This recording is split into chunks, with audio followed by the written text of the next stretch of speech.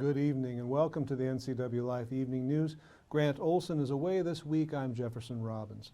Before we get to tonight's top stories, there's a lot of them, let's take a quick look outside our weather window. The view overhead of Wenatchee Valley, looking north from our cross cam. It's felt a little bit like spring today in north central Washington, but that wouldn't be too hard after all the frigid temperatures we've experienced. It's been up into the 40s today with, amazingly, no noteworthy precipitation. Nothing lasts forever, though, and as our 7-day forecast shows, we'll be back into the colder zones with a likelihood of snow as this short post-Christmas week continues. NCWLIFE's own Dan Kuntz will be along a little bit later this evening with your full weather outlook. Right now, though, a few of the news stories we're following for you tonight. If you thought there was more snowfall than usual interfering with your travel over the passes, it turns out you're absolutely right, and it's contributing to the persistent danger of avalanches. A Wenatchee church gets some of what it wants in a legal battle over its new construction plans, but another court case brought by the city is still looming, and a semi-truck spill near Bridgeport has left a runny mess for the Department of Ecology to clean up. But first, our top story tonight. The woman whose body was found on a downtown Wenatchee motel sidewalk early on Christmas Day has been identified as 63-year-old Ivy E. Medina of Wenatchee. Chelan County Coroner Wayne Harris said an autopsy on Medina's body was completed this morning. The cause and manner of death are pending toxicology testing. He said there were no signs of trauma and no signs of hypothermia despite the cold temperatures that day. Harris said Medina's husband has been notified of her death. Police and other emergency crews responded at 5:24 a.m. to the downtown inn on North Wenatchee Avenue after the woman was found unresponsive on one of the motel's sidewalks. Wenatchee police said they see no indication of foul play. Well, snowfall has tapered off for now in the Wenatchee Valley, but it continues to fall, sometimes heavily, in the Cascades. That has created cross-state travel problems and increased avalanche danger. So far this year, both Snoqualmie and Stevens passes have received more than double their average snowfall, with Snoqualmie at 176 inches since its first snowfall on October 26th, and Stevens 170 inches since its first snow on October 24th. After days of off and on closures for both passes, they were both open today with traction tires recommended. Blewett Pass, which saw 2 days of extended closures because of jackknifed semi-trucks, was also open today with a traction tire recommendation. Meanwhile, the Northwest Avalanche Center reported today that avalanche danger remains considerable over most of the East Cascades. Considerable means anyone venturing into the backcountry should take extra precautions and check with the Avalanche Center for the latest updates on conditions. Well, the city of Wenatchee and Grace City Church have settled one legal conflict, but there's another one still on the horizon. On December 5th, the city and the Evangelical Sunny Slope Church entered an agreed order that could allow a new 12,000 square foot children's training center to be built. The church's conditional use permit initially limited the building's operation to Sundays. The new agreement would allow it to be used during gatherings on other days of the week as well. Grace City still must be approved for an actual building permit. Still pending is the city's appeal of a noise violation case that was earlier thrown out by a district court judge. The city wants the Superior Court to reinstate that $500 citation against the church, saying its outdoor events repeatedly violated the Wenatchee noise ordinance. Well, a semi-truck spilled 60 gallons of fuel from its gas tank after striking a guardrail yesterday morning on Highway 17, 5 miles southeast of Bridgeport. The Washington State Patrol reports that at 8:13 a.m., the semi was traveling northbound when it crossed the center line and collided with the southbound guardrail, eventually coming to rest in a ditch. One of the fuel tanks on the semi was pierced, leading to the spill that required a response from the Department of Ecology to assist in the cleanup. The driver, 40-year-old Francois Gomez of Okanagan, was not injured. The cause of the accident is under investigation. When we come back, that major federal spending package that passed last week has some goodies inside for Wenatchee and surrounding communities. And Ephrata's new police chief takes the job amid a shuffling of city leaders. I'm Jefferson Robbins. You're watching the NCWLIFE Evening News. Stay with us.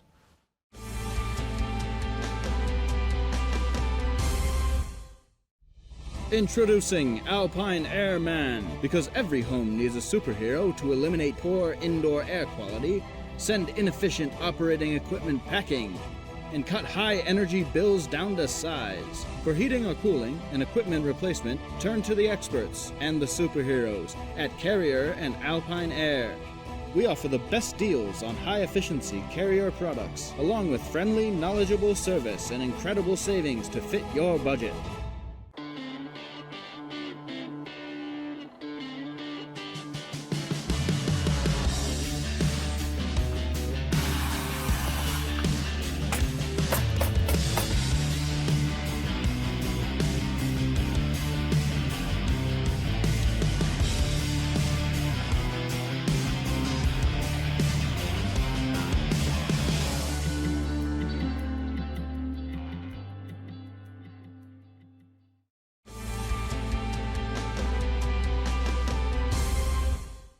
Welcome back to the NCWLIFE Evening News. With the passage last week of the $1.7 trillion federal spending bill, it's time to dissect what's in it for North Central Washington. Lawmakers said the major appropriations package includes more than $3 million for the Chelan-Douglas Community Action Council to expand its storage and distribution for food drives. The council says right now it's hard to meet demand and safely store food with its current distribution facility. A new center should provide better workspace and training opportunities for volunteers and employees. Also in the bill, $800,000 for expanding Chelan's Heritage Heights to include a memory care facility, and $200,000 for the Wenatchee YWCA to upgrade and modernize its supportive housing unit. Well, the Chelan County PUD crews had to go the extra mile on Tuesday to restore power to about 3,700 customers stretching from Plain to Stevens Pass. The power went out about 1 a.m. after a tree fell on a transmission line in a remote area north of Leavenworth. The PUD said their crews set off from Sunitch Canyon about 4 a.m. on snowcats and had to stop several times on their 3 to 4 mile journey to remove trees in their path. When they reached the area where the tree had fallen on the line, they had to snowshoe the rest of the way to remove the tree. They were able to get power restored by about noon. Good job, folks. Well, Ephrata's new police chief was sworn in last week. Eric Koch officially became chief last Wednesday during a meeting of the Ephrata City Council.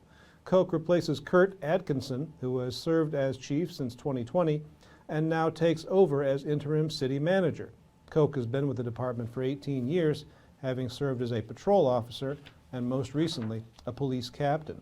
Atkinson retired from the Washington State Patrol in 2020 and is expected to serve as interim city manager until next summer when a permanent manager is named.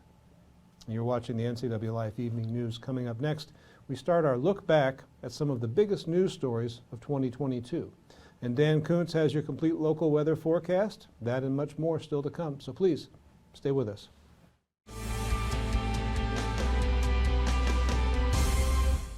I'm John Divis from Wenatchee Dental Arts, and I like to think myself as a comprehensive dentist. We are an office that treats people comprehensively for their dental problems. We do a lot of general dentistry in a broad sense. We don't send everything out. Things that we have the ability to do in the office, we like to keep in the office and under one roof and keep things as complication-free as possible. You can come to one place and have all their dental needs taken care of. Since 1932, Camp Seneca, nestled on the beautiful shores of Lake Wenatchee, has provided children grades 1 through 12 with the ideal location for kids to learn new skills, have fun, and make friends while creating memories that will last a lifetime. Camp Seneca's rustic log cabins and their staff serve to provide each group a unique summer camp experience. Register for Camp Seneca today, www.campfirencw.org.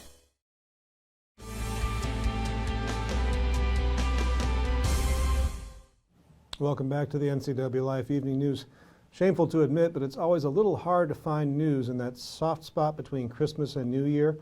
So NCWLIFE has decided to do what all good TV channels do. Put together a retrospective of all the news stories that mattered in the previous year. Here's the first part of our 2022 wrap-up. January 2022 announced itself with an Arctic blast that blanketed north central Washington starting on January 6th. Cities and counties declared a weather emergency opening the door to assistance from the Washington National Guard and other agencies. Snowfall numbers approached the historic record for one 24-hour period. Pangbourne Airport was shut down, and the blizzard left many people in rural areas isolated for several days inside their homes. The other perfect storm striking NCW was COVID-19. By January of 2022, the pandemic still had not relinquished its hold. In fact, local infection rates reached their highest level that month at more than 1,300 cases per 100,000 residents in the Wenatchee Valley. East Wenatchee City Hall closed to the public for 1 week due to high infection rates among city staff, and crowds began to overwhelm the COVID testing site at Town Toyota Center.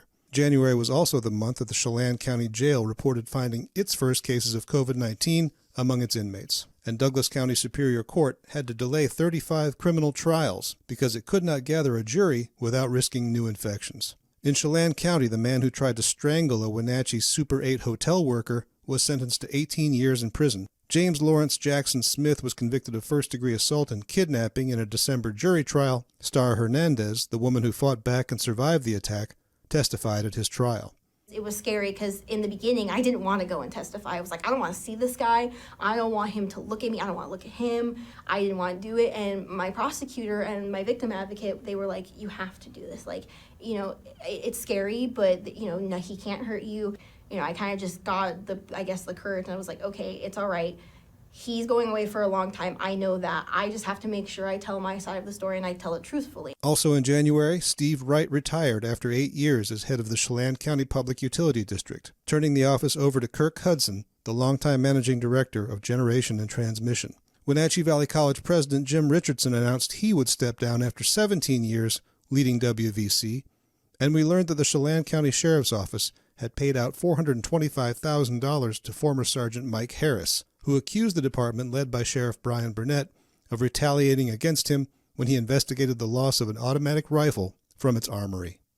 In February, we learned Douglas County Fire District 2 had disciplined 2 firefighters for falsifying documents to show they'd received full COVID-19 vaccinations. Both men subsequently resigned from the department. East Wenatchee pharmacist Jeffrey Reynolds, who provided the firefighters with phony credentials, was eventually fined $1,000 and sent to ethics training in order to keep his pharmacy license.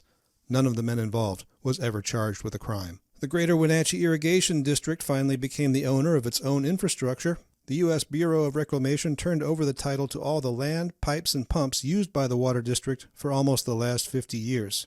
District managers said full ownership will help them maintain and improve their irrigation service to 10,000 acres from East Wenatchee to Chelan.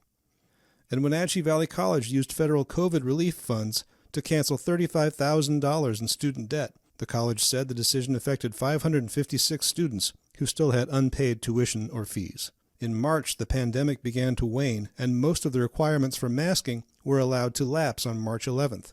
Local health boards had to reorganize themselves under new state laws, and Chelan and Douglas County commissioners appointed 5 new health board members plus 5 alternates. One of the full board appointees, Bill Sullivan of Wenatchee, was a skeptic who questioned the seriousness of COVID-19 and the safety and effectiveness of its vaccines. He's continued to voice misinformation about the pandemic at the Board of Health's monthly meetings ever since. The arsonist behind fires at 2 Brewster churches was arrested that month. Eduardo Martinez would later plead guilty to second-degree arson, second-degree attempted arson, and third-degree malicious mischief, and receive an 11-month jail sentence. Police in 2 states cooperated in the arrest of Juan Israel Gastelum, suspected of murdering his former girlfriend Yanira Cedillos in Moses Lake. He was arrested in Hermiston, Oregon, and still awaits trial. The annual point-in-time count of unhoused people in the Wenatchee Valley found 123 people living in outdoor areas, plus 275 people in shelters, transitional housing programs, or in hotels. 17 identified themselves as veterans, and 7 people said they fled home to avoid domestic violence. Jefferson Robbins, NCWLIFE.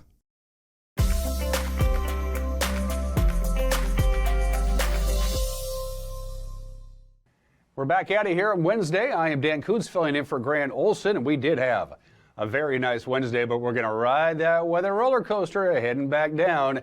Details are coming up. First of all, a look outside of our weather window. Beautiful view from our brand new Wenatchee Heights camera. We had the old one. It went on the fritz. We got it replaced with an even better camera. Pretty nice view, huh? Beautiful day today, and ironically enough, our high temperature of 43 degrees, we hit twice. It was 43 degrees at midnight. You probably felt the warm air coming in if you were awake last night. And then we got back up to 43 degrees just before sunset earlier today. So you don't see that too often. 37 was the overnight low, and that was pretty early in the morning. You can see that record low of minus 16, 1968. I don't remember 1968. And the record high at 52. The one thing I do want to note, look at the bottom of your screen. Sunset 1 minute later. We had 8 hours and 29 minutes of daylight. The days are getting longer. All right, to tomorrow's highs, and the first thing you're going to notice, we're going to be a lot cooler tomorrow all over our viewing area than we were today with all that warm air. That's already exited the area. 35 in Moses Lake, 35 in Ephrata, 35 in Quincy. I told you these temperatures were going to go very far because we're going to have quite a bit of cloud cover.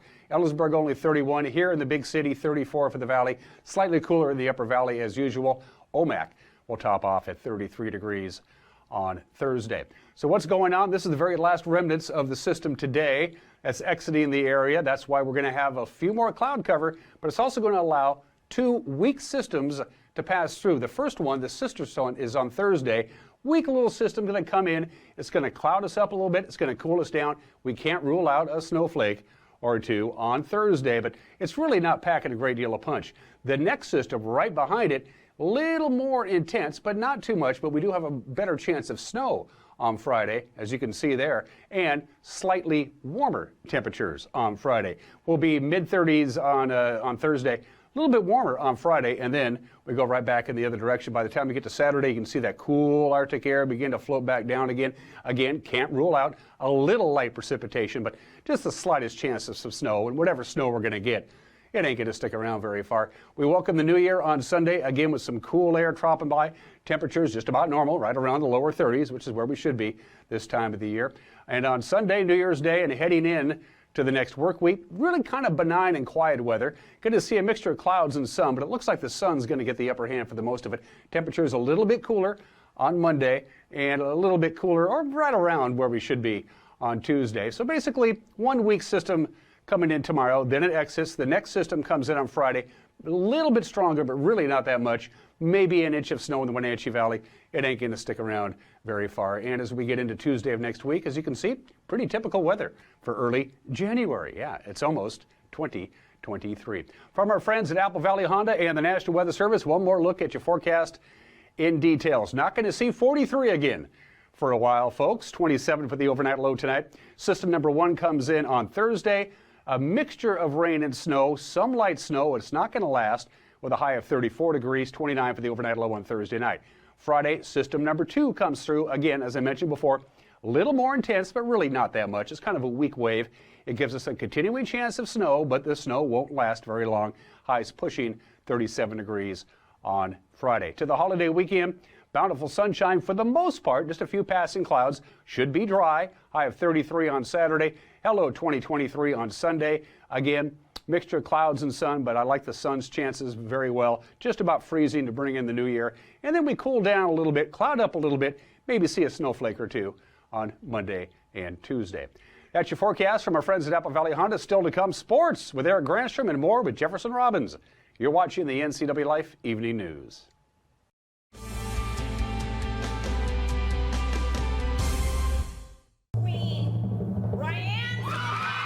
It all starts somewhere. Join the NCWLIFE channel for live coverage of the Apple Blossom Top 10 selection process. Tune in to our Facebook page for the Get to Know You on Monday at 6 p.m., the Top 10 speeches Tuesday at 10 a.m., and the Top 10 announcement at 6 p.m. Coverage is brought to you by Coldwell Banker Cascade, Confluence Health, Harvest Valley Pest Control, and Wenatchee Valley Dispute Resolution Center. Watch it all on the NCWLIFE channel Facebook page. NCWLIFE channel is your home for local sports with the Wenatchee Panthers and East Mont Wildcats right here. Coverage brought to you by Abby's Pizza, BioSports Physical Therapy, Clean Connection, Coldwell Banker Cascade, Confluence Health, Dick's Heating and Air Conditioning, Global Car Care, Harvest Valley Pest Control, Highlander Golf Course and Grill, Kennedy Real Estate Group, Les Schwab, Sangster Motors, Save Mart, and Together for You.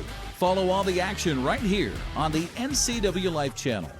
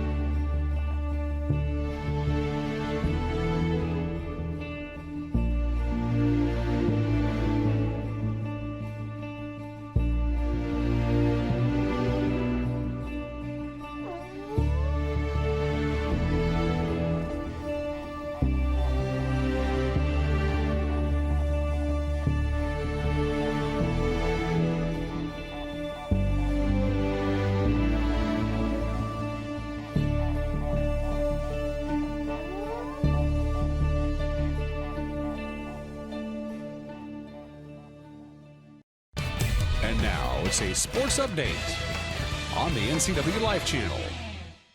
And a happy Wednesday to you. The Seattle Kraken are back on the ice in NHL play tonight against the Calgary Flames. Following tonight, Seattle will host Edmonton on Friday and the Islanders of New York on Sunday before hitting the road for 7 games in 9 days. Coach Dave Hackstall says the next month will be a test for he and his players on mixing rest with play and practice. Yeah, we'll manage that as we go. It's going to be part of the puzzle, right? I think it's 14 or 15 games in about 25 days, so it's there's a lot of travel that's mixed in.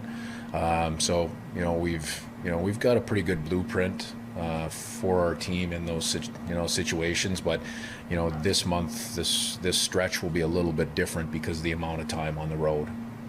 They'll drop the puck tonight at Climate Pledge Arena at 7 o'clock. It's a national broadcast on TNT. Well, Washington faces Texas tomorrow night in the Valero Alamo Bowl in San Antonio, Texas. Game will feature first-year Husky football coach Kalen DeBoer against former Washington coach Steve Sarkisian, who's in his first year with the Longhorns. Sark says the Huskies will provide a difficult challenge. To play the University of Washington and all that they've accomplished this season, and a team that, I'm watching the tape, man, a couple of plays here or there, they're in the college football playoff.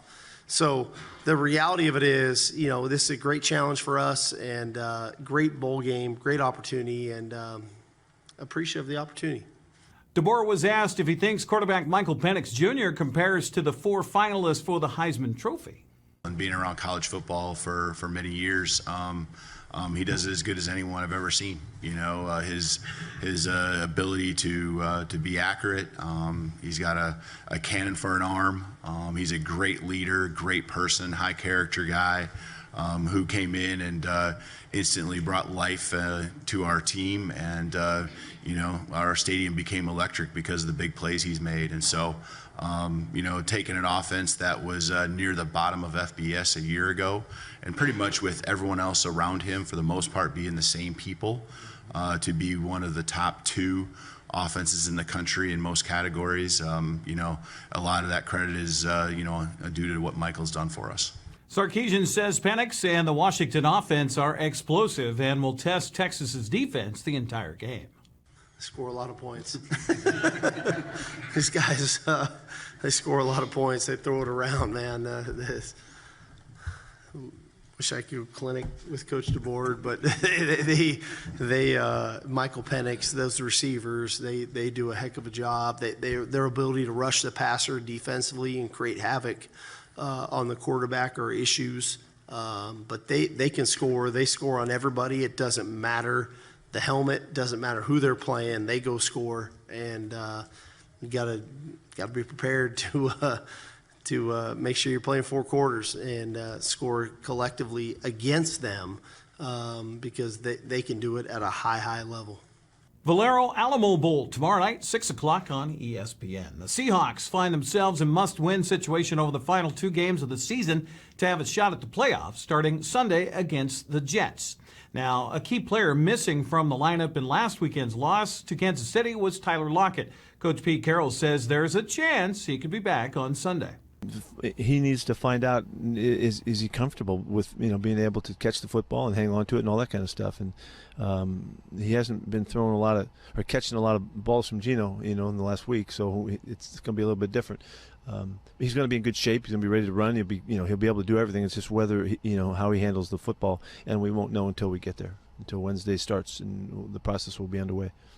Seattle was just 2 for 14 on third down conversions against the Chiefs, and Carroll says playing without Tyler Lockett was a big part of that. I thought I said it, pretty frankly, that you can't replace him. He's too special. He's too unique. So you have to utilize the strengths that other guys bring, and see how that goes. We certainly missed him on third downs. He's such a key guy, and he and Gino are so hooked up, and that we missed him. And he's made a lot of crucial third down conversions for us, under duress, late in the game, late in the downs, fourth downs, all kinds of stuff that we would have loved to have had in that game. Seahawks offense finally got things going in the second half of Sunday's game, thanks in large part to its ability to run the football. Coach Carroll says he challenged the offensive line and Kenneth Walker III at halftime to be more aggressive. He's just growing. He's grown. He's an incredible player, and we have to allow him to be instinctive, and we have to, or you're going to make him like everybody else, And so we have to find the fine line, and then we have to coach him too. We have to help him, and so we felt like it was worth. Let's see if we can get a little bit more direct approach to hitting the line of scrimmage, and see what. It felt like that's the change we needed. Like he might be looking a bit, and he is that kind of player. I mean, he's a guy. He's looking for a big play. Look at the toss that he takes off to the right, comes all the way back out the back door. That's an extraordinary play, and vision and instinct and savvy and all that stuff comes into play on that. And I don't want to take that away from him. We felt like that it would be important for him, to hit it, and let's knock that line of scrimmage in the other direction, and then we'll take what we get. And it seemed a little bit like it had a little bit of a factor. Seattle did learn this week that Will Dissly suffered a knee injury in Saturday's loss, and Pete Carroll says he's out for the season after being replaced on injured reserve. Seattle and the Jets kick off at Lumen Field Sunday at 1:05 on Fox. Turning to the Les Schwab Prep basketball scoreboard from yesterday. First of all, on the girls' slate, Manson clobbered Cascade. It was Clallam topping Chelan. Timberlake took care of Ephrata, and it was Okanagan over Deer Park. On the boys' ledger, Coopeville, beat Kittitas 54-49. That was at Cascade High School in Leavenworth. Also, Manson topped the Kodiaks 52-48. West Valley of Spokane beat Ephrata 55-40. Girls basketball earlier today, Pateras was hosting Bridgeport. Ephrata meeting Colfax at West Valley of Spokane. Quincy facing Central Valley at Freeman High School. Other games, Deer Park at Omak, while Chelan visits Kittitas. Brewster plays at Freeman today. Moses Lake hosting Pasco in the Mavericks Christmas Mixer. That's tonight at 7 o'clock. Turning to the boys' schedule today. Well, earlier, Bridgeport played at Pateras. Omak hosting Deer Park. Chelan facing Meade at Freeman. Ephrata faces Northwest Christian and Spokane. That's happening right now. Quincy visiting Freeman tonight at 6:30. That's a look at sports news. Jefferson, back to you. Eric, thank you so much for all you do for sports and people who love sports. Now a quick check-in once again with the guy we can't get enough of, Dan Kuntz, and special guest, for a look at what's coming up Wednesday morning on Wake Up Wenatchee Valley. Dan? Thank you, Jefferson. This guy, you know him, Austin, barely made it. Austin Girardi barely made it back to the big city from a rather adventurous trip, and he's going to be my guest on tomorrow's Wake Up Wenatchee Valley. Gee, we must be talking wild hockey, Austin. Somehow I think we are. Games on Friday and Saturday nights, new recruits for 2023 and 24, and travel story time from Christmas week. He flew southwest and lived to tell the tale. Barely. Austin, my guest tomorrow on Wake Up Wenatchee Valley. Jefferson, back to you, buddy. Ice, ice, baby. And that's going to do it for our newscast tonight. For more on these stories and other news from around North Central Washington, you can find us on Facebook or on our website, ncwlife.com. Remember, too, if you do see news happening, we would like to hear from you. You can send us an email, news@ncwlife.com, or give us a call, 888-NCWL. That's 888-6295. I'm Jefferson Robbins, filling in for Grant Olson. We'll be back right here tomorrow for you again with the NCW Life Evening News. Good night.